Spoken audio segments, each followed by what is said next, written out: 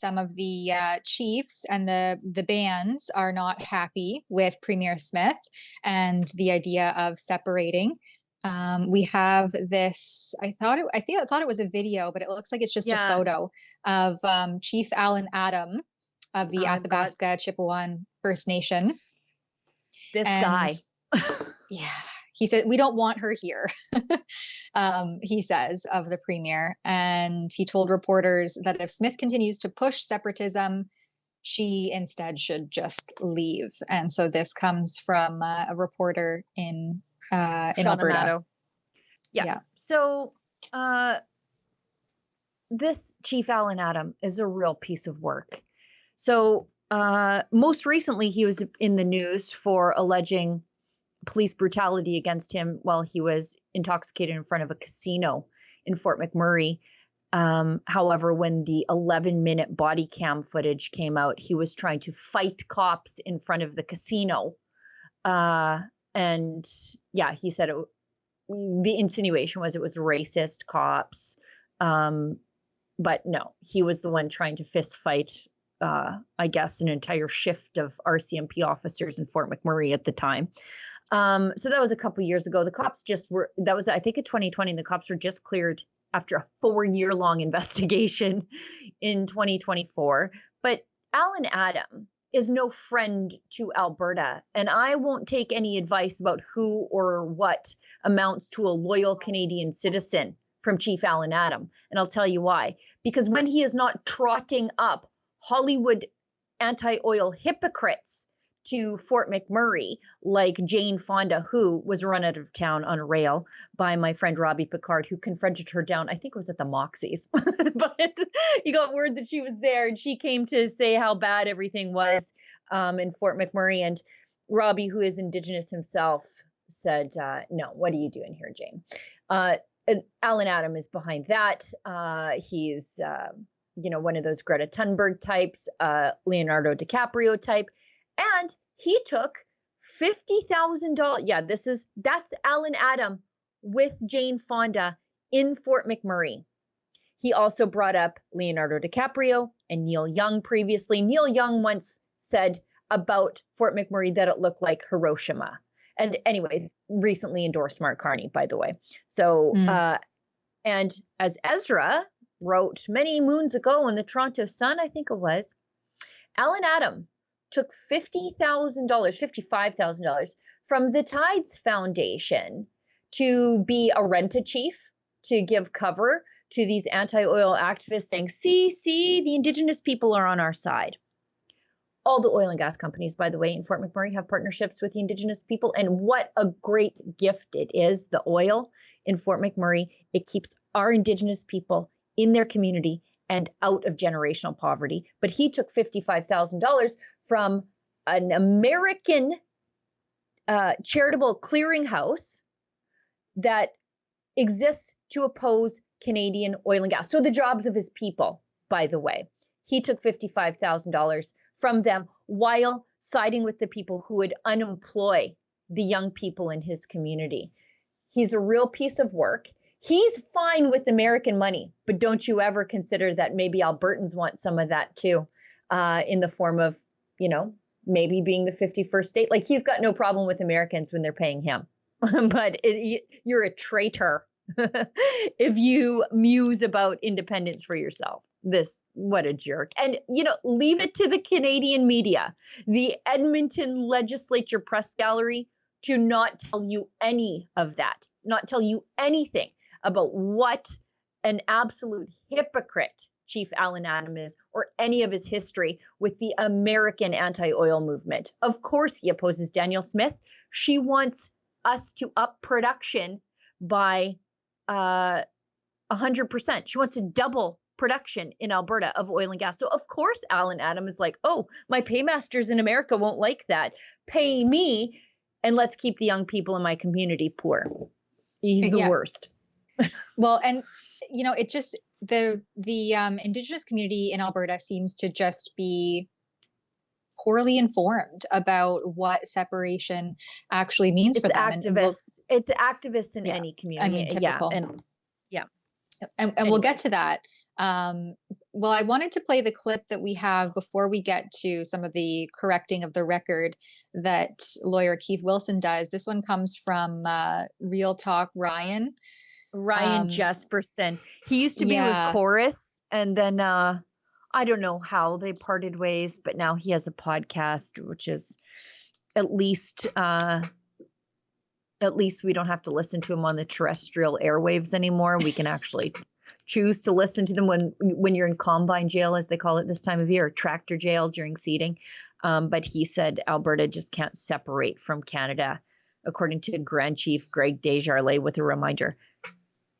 Greg Desjardins should talk to a constitutional lawyer. Anyway. Let's play this. Therefore, any citizen-initiated referendum.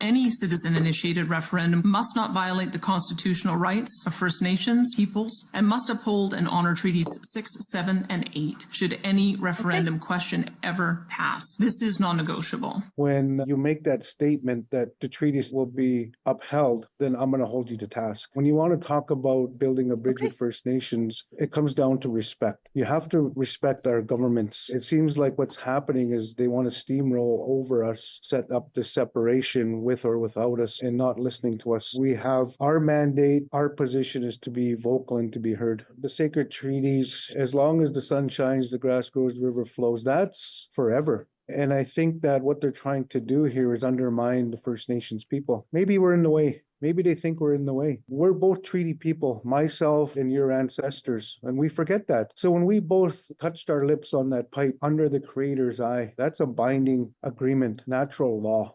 Therefore, any... Yeah, well,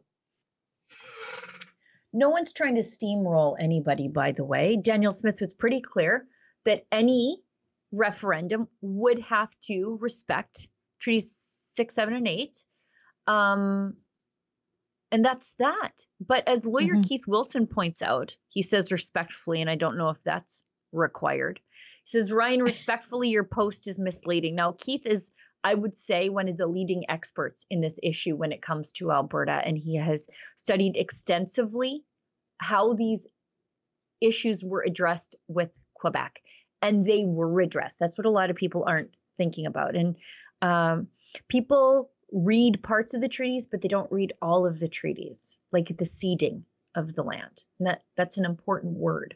The process set out by the Supreme Court of Canada in the 1998 Quebec secession reference case directly addresses protecting First Nations rights, as does the resulting Clarity Act. Nothing that the Premier has announced in any way reduces First Nations rights. In fact, it gives First Nations more options for their future. I was talking about this with Elise the other day. Do they really, you really want to side with the residential school people? You want to do that? Or do you want to go a different way, or have a say of your own? Anyways, Keith goes on. There are the details on the separation process and the First Nations right and the role of their treaties. 1, all eligible Alberta voters can vote in an independence referendum, including members of First Nations. 1 person, 1 vote. No special treatment for members of First Nations re-voting in the referendum. But that also means no special treatment for the rest of us either. Upon a successful vote for separation, the province of Alberta, First Nations within Alberta, the other provinces, and the government of Canada are obligated to engage in good faith negotiations to establish the terms of Alberta's separation. 3, Alberta First Nations would have the following options at minimum, and this is the base, to determine their post-separation status. Their reserve lands to remain owned by Canada with treaties still administered by the government of Canada, status quo, nothing changes. So they could choose to stay behind and just be governed by Carney in Ottawa. But that also means that we're not going to pay for your treatment beds on reserve, because we do that right now. Even though that's a federal obligation, the province of Alberta does that. The province of Alberta also has a Crown corporation that is like Indigenous business development. We do that here because of our close ties with the oil and gas sector, and it's just easier. You do the stuff closer to home, even though that's a federal obligation. We do it. Their reserve lands to remain owned by Canada. Okay, so they could just carve themselves out. So again, you can stay, but you don't have to make the rest of Albertans stay if they don't want to. You get to keep your reserve lands. requests that the new government of Alberta assume the responsibilities of the government of Canada under existing treaties. The only material change is which government administers the treaties. So status quo, just they're being administered by the province of Alberta. Seems reasonable to me. Alberta's already picking up a lot of those responsibilities anyway. So again, what would be the difference? Except that you would be, 50% wealthier because your dollar would potentially be at par with the American. Or negotiate a new framework agreement with Alberta to replace and modernize existing treaties. So a chance to have new treaties, better treaties. What is the downside here to this opposition to the province and their own people having a say? And as Keith says, importantly, the First Nations themselves would decide which option to pursue as part of the cessation negotiations, but they do not have a veto on whether Alberta separates.